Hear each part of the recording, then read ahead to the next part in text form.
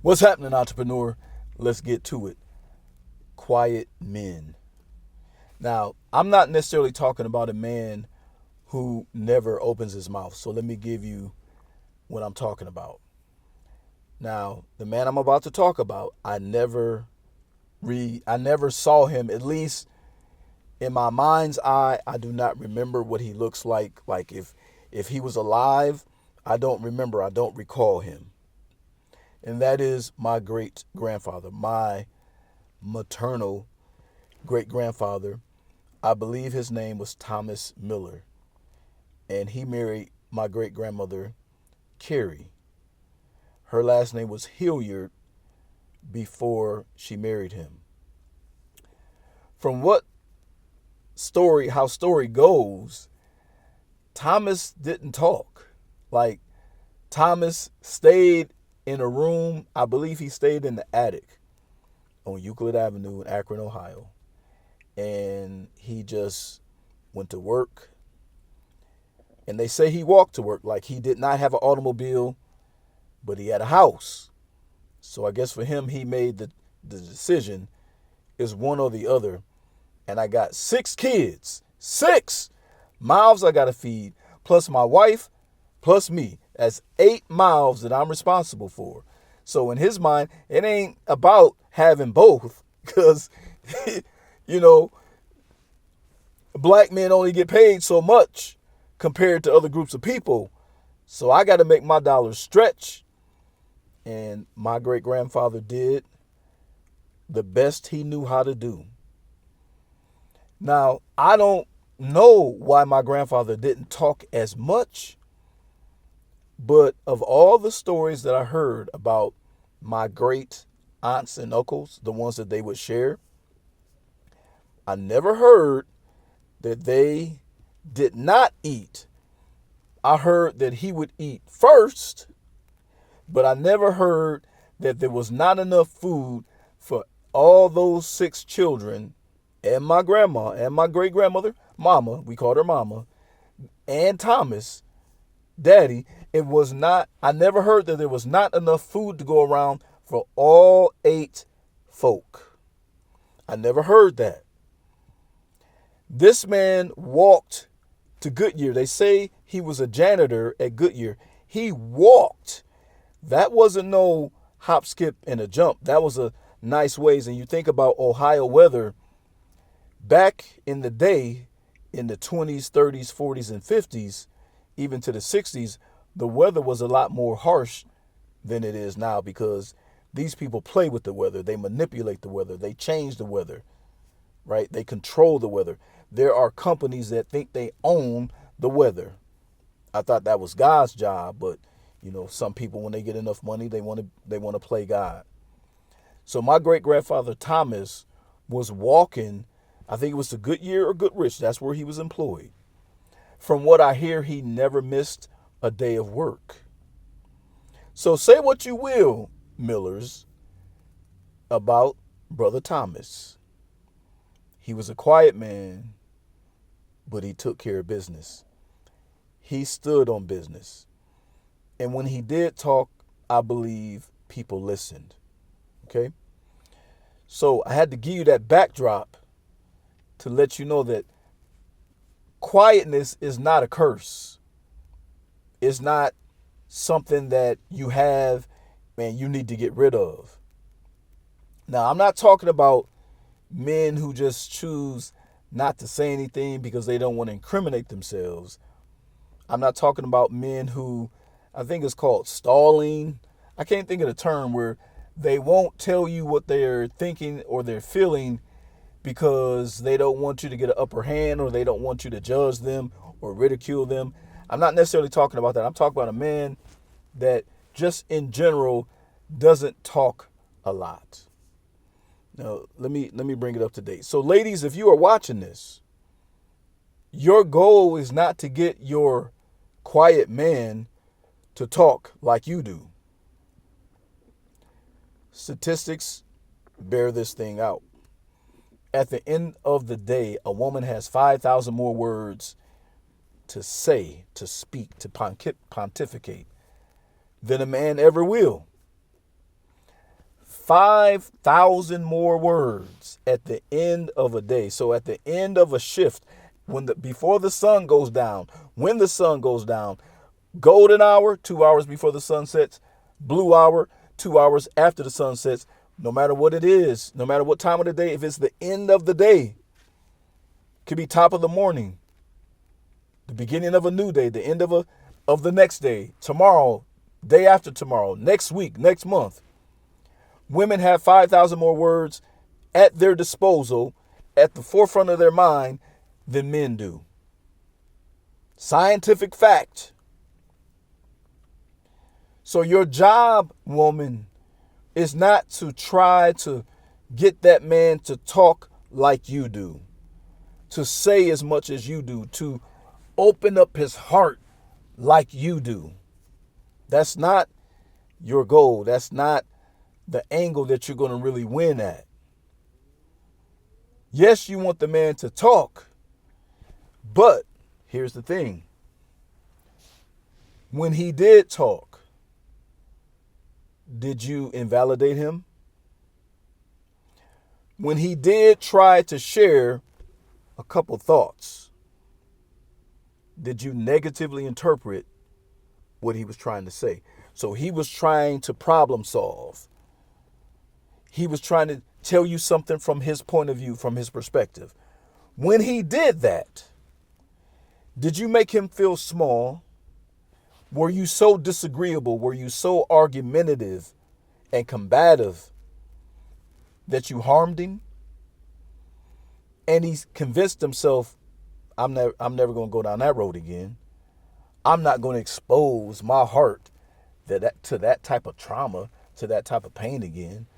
I'd rather just keep it inside and do what I do.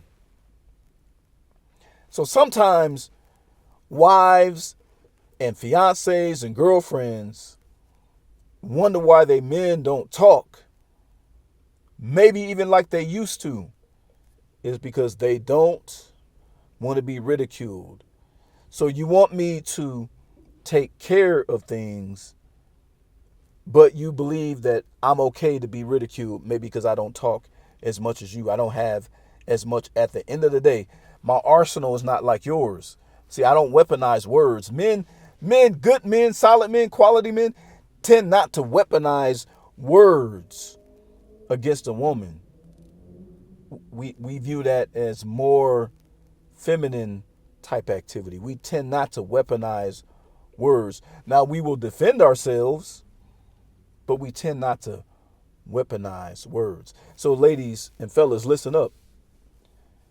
So in most cases, we may not talk as much as a woman does, as much as our wife talks, as much as our girlfriend talks, or fiance, or girl that you're dating or courting. So when you go on the coffee dates, it behooves you just to play to your strength. If you don't talk that much, don't act like you're a talker. Because then you'll be giving her your representative. You know you don't talk that much. You know words don't just fall out of your mouth, fumble out of your mouth. But you think she's so pretty and she's attractive and you're excited that you're just talking. But you know that's not even your disposition. All right, that's not even you. So you're going to keep it real. We're not going to fake the funk. But it's two things that I really want to tell you about in terms of men who are quiet. Men who are quiet usually are great problem solvers, great strategists, and great thinkers, because we think. Just because we're not espousing words and telling tales and spinning stories and entertaining you with jokes and things like that, that does not mean that those type of men aren't thinking about you. There are extremes, there are exceptions to every rule. But in general, for the most part, if this man is a Sigma male, he really ain't going to talk that much. An alpha male, out of all the male types, I would say that the alpha male and the beta male actually talk the most to women. Because a lot of alpha males are comfortable in their own skin, so they flirt with women, they talk to women, they interact with women, they hire women they are around women way more because that's just their nature.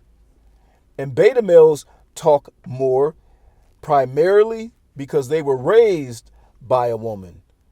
Even if a man was in her life, he was primarily raised by a woman. So beta males are more than likely to talk more than normal. The sigma males, oh no. Sigma males, here's the thing about sigma males. Sigma males don't talk because they don't want nobody to know anything about them, because they think that if you know something about me, that means that you can get an upper hand on me. That means that if you know my weakness, you will exploit me one day. And oftentimes, the wrong woman, the woman with the wrong mindset, the woman who is angry, who does things out of spite, who is vengeful and spiteful, and who holds resentments, will use what that man said, what he spoke, against him. So beta males have passed down, sigma males have passed down that adage that you don't talk. You don't talk that much. You only say what's needed, because what you say can be used against you. All right? Sigma males, alpha males, who don't talk a lot. Like I said, they are problem solvers. So ladies and fellas, listen. The man who doesn't talk that much will likely carry stress.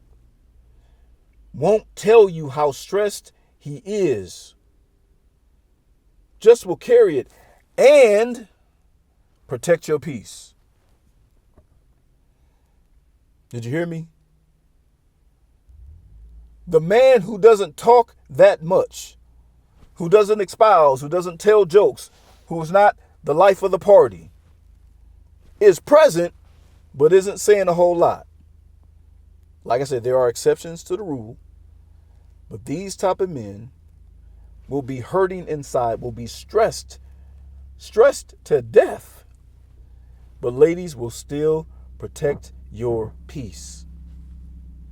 Now, there's a thing that I call the law of reciprocity. Now, I didn't come up with this law, somebody else did, but I use it because it's true. And basically, all it is this. When someone does something nice for you, then you do something nice for them. It's not tit for tat. It's, I appreciate what you did. Thank you so much. Because I'm a human being and I know how good that felt. I'm going to do it back for you because I want you to feel good just like I did. Reciprocity. And it's a law. You know, Newton's law, what goes up must come down. So you throw any object up in the air, it's coming down. It's coming back down. The law of reciprocity holds the same weight. When you do something nice for someone else, then that person, if they are worth their salt, worth their weight, if they are a decent human being, they're going to do something nice back for you. Give you a simple example. Send a text message out to somebody wishing them a beautiful day. Do it 3 weeks in a row, twice a week. Now you're on that person's mind. As a matter of fact, top of the mind, particularly if you do it at the beginning of their day. That person is worth their weight. They are worth their salt. And they believe in the law of reciprocity. And let's say you skip week number 4. The week you skip, by that Thursday or that Friday, you are getting a text message from that person saying to you, "Good morning, Anthony. I hope you have an awesome day. I want to bless you. I want to thank you for encouraging me.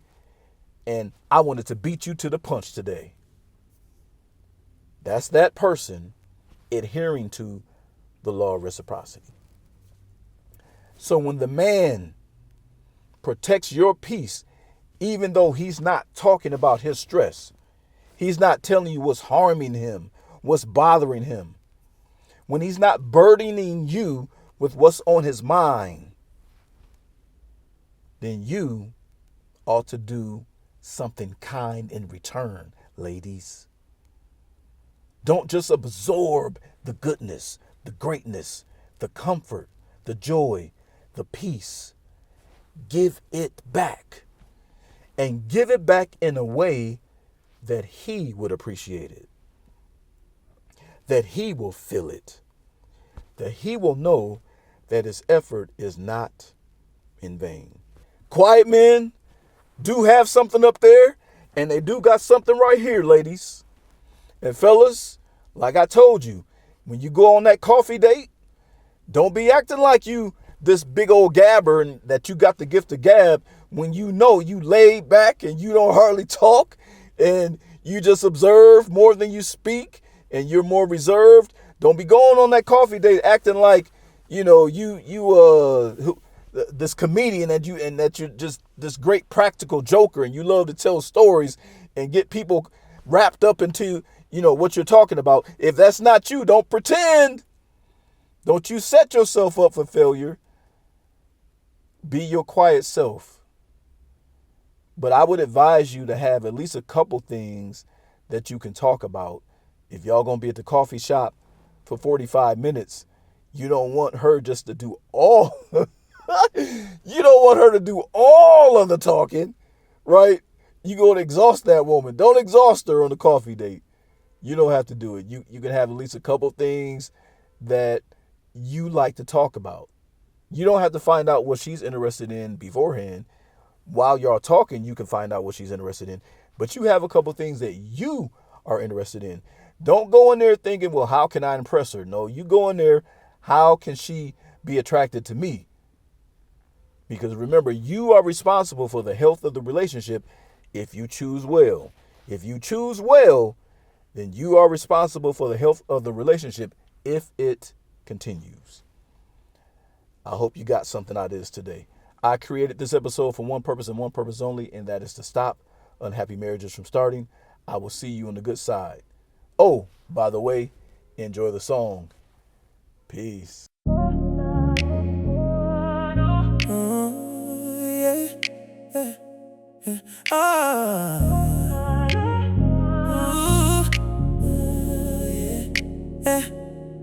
I don't talk much, I just carry weight. On my shoulders heavy, I don't ever break. Bills paid on time, yeah, the pressure mine. World on my back, but I'm standing fine. They don't see the nights, I don't get no rest.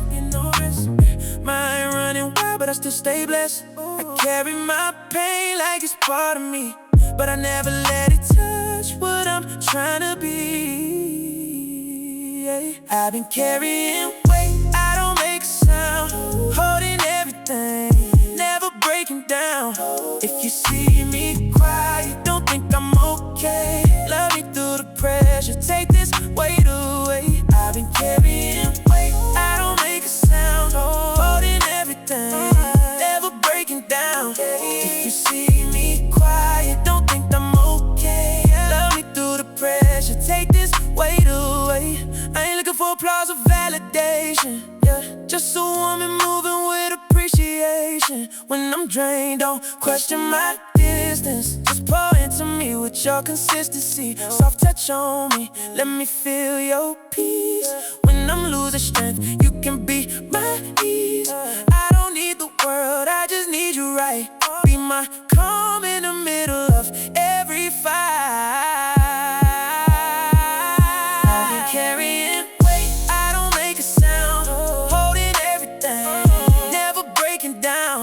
If you see me quiet, don't think I'm okay. Love me through the pressure, take this weight away. Show me I'm the one, don't just say the words. Let your actions speak louder than what I heard. When you touch on me, let it heal my soul. Make me feel like I don't fight alone. Oh.